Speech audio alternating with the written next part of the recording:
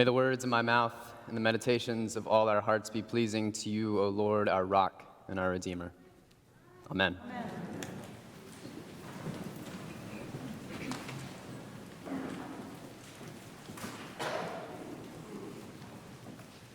Peter, who also goes by Simon, James, and John, had been out fishing. And after being out at sea for the entire night, all they had to show for it were empty nets. It makes me wonder how often this happened. How often they would spend the entire night out fishing, working, and laboring, casting out nets only to bring them back in empty. Was this an occasional kind of thing, or was this the third time this week when they hadn't caught any fish? Did this mean that their family wouldn't have enough food to eat? Did this mean they wouldn't have any income for that day? Whatever the case may be, I think it's safe to say that Peter, James, and John were at least a little discouraged. I can almost hear the entire scene as they got out of their boats and began to wash their empty nets. Aside from the normal sounds of the sea, there's mostly silence, because no one really felt like talking after the nights they had all shared together. But even if they had felt like talking, I don't think they had anything to say. So instead, I hear the occasional yawn from their sleepless night, but even more frequent than the yawns, I hear deep and heavy sighs.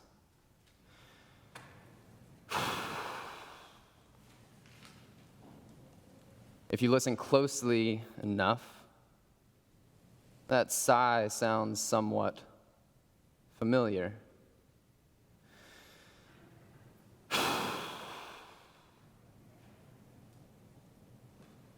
Part of me wonders if it could be the same sigh we've all been hearing and sometimes producing ourselves recently.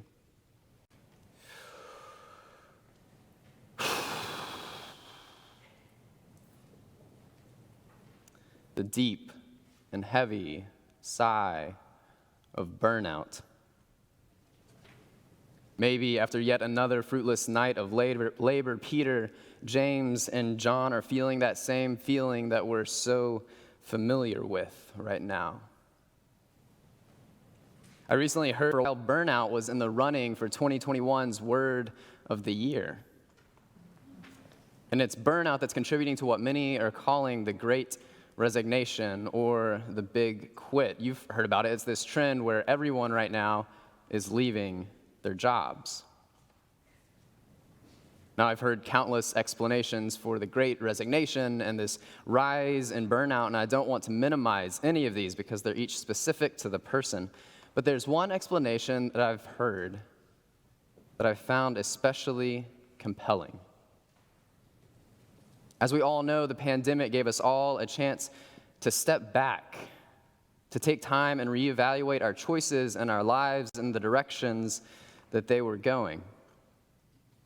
And many people, after taking that step back, have started to realize that they desire a greater sense of meaning and purpose from the work that consumes 40 to 60 hours of their week. But this desire for meaning and purpose isn't entirely new.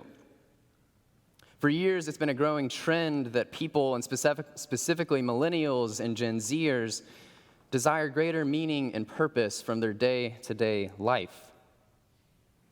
We want to feel like we're contributing to something bigger than ourselves, something that will have a lasting impact on the world. But how many of us, much like the disciples after those 40 to 60-hour work weeks, feel like all we have to show for it is burnout and empty nets? Without asking, Jesus hops into Peter's boat and asks him to paddle out a little ways so he could continue teaching to the crowds.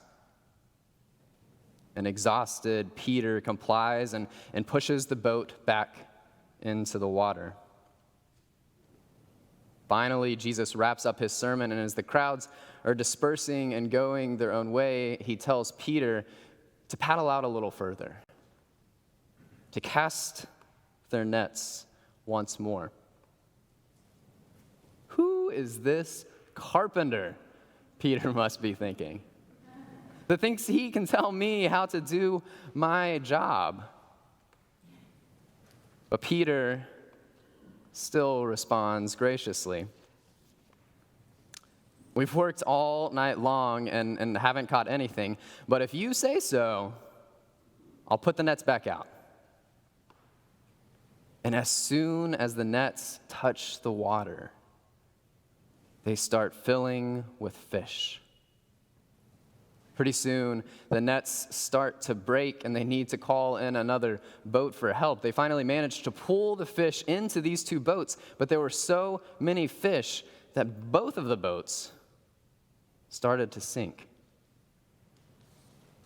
Peter's exhaustion and burnout are immediately replaced by some combination of amazement and fear. So he drops to his knees because he knows he's in the presence of immense power, and he cries out, "Go away from me, Lord, for I am a sinful man." Jesus responds,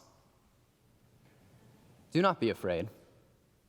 From now on, you will be catching people. From now on, you will be catching people." Peter, who had spent day after day after day catching fish, now had a new calling: to catch people. Earlier this week, Hillary told me about a sermon she heard a while back where the preacher pointed out that typically when we think about fishing, we think about bait and a hook. And we bait the fish in, and then we trick the fish into catching its mouth on this hook, piercing the side of its mouth.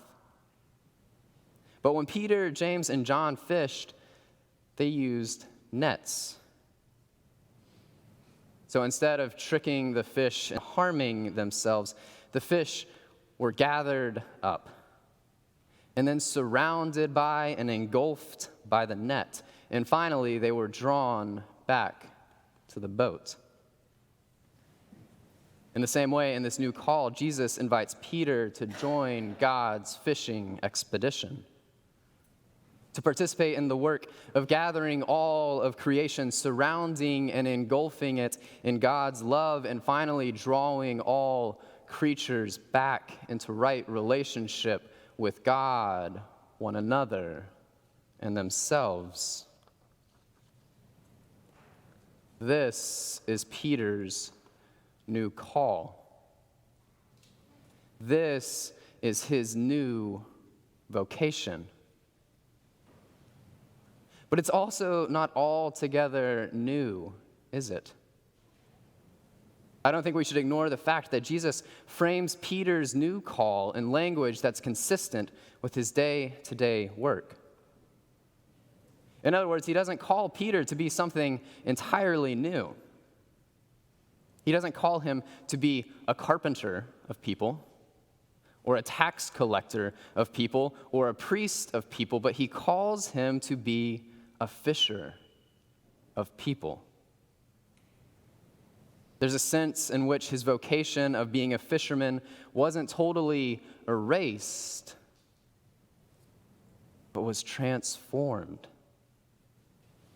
Jesus breathes new life into the monotony of his vocation, connecting him to something that was so much bigger than himself. He breathes new life into his burnout, filling it with new meaning and purpose, and all of those things we so deeply desire, and the meaning and purpose turn out to be the ultimate meaning and purpose. To partner with God and God's work in the world. Peter's call is the same call that extends to each of us. It's the invitation to follow Jesus. It's the invitation to discipleship. It's the opportunity for our vocations and our lives to be completely and utterly transformed and given new meaning and new purpose and connect us to something so much bigger than any one of us. It can be tempting to act like this kind of radical call is reserved for the professional Christians, like clergy.